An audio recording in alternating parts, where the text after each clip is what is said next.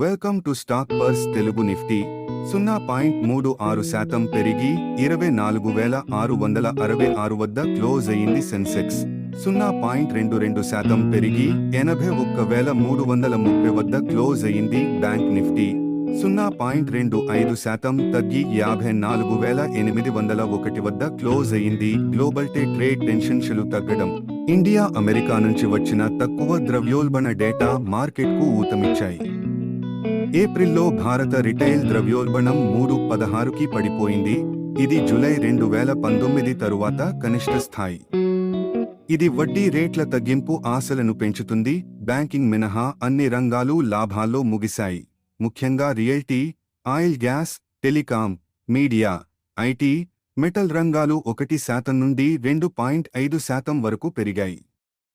ఇక ముఖ్యమైన స్టాక్స్ గురించి మాట్లాడుకుంటే Tata Elxsi, Mercedes Benz India tie up గురించి చెప్పాలి. ఒక సుదీర్ఘ ఒప్పందాన్ని బలోపేతం చేస్తూ Tata Elxsi, Mercedes RD India కలిసి సాఫ్ట్వేర్ డిఫైన్డ్ వెహికల్స్ ఎస్డివిస్ అభివృద్ధికి ఒప్పందాన్ని కుదుర్చుకున్నాయి.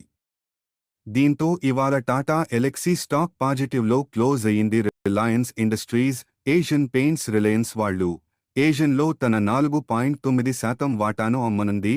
ఇది 11,141 కోట్ల రూపాయలు విలువైనది.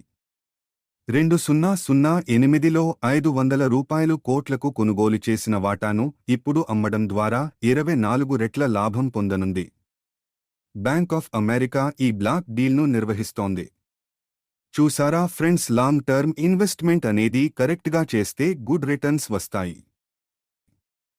ఇక హాల్ Q4 ఫలితాలు గురించి డిస్కస్ చేద్దాంలో నెట్ ప్రాఫిట్ 8% తగ్గి 3,977 కోట్ల రూపాయలుకి తగ్గింది. రెవెన్యూ 7% డ్రాప్ అయి 13,700 కోట్లకు చేరింది. అయితే కోక్యూ బేసిస్లో చూస్తే ప్రాఫిట్ 176% పెరిగింది. మొత్తం లాభం 8,364 కోట్ల రూపాయలు +10%.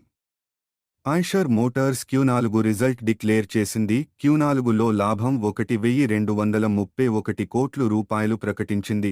15% YoYలో లాభాలు పెరిగాయి. టాటా పవర్ Q4 రిజల్ట్లో 987.9 కోట్ల రూపాయలు లాభం ప్రకటించింది.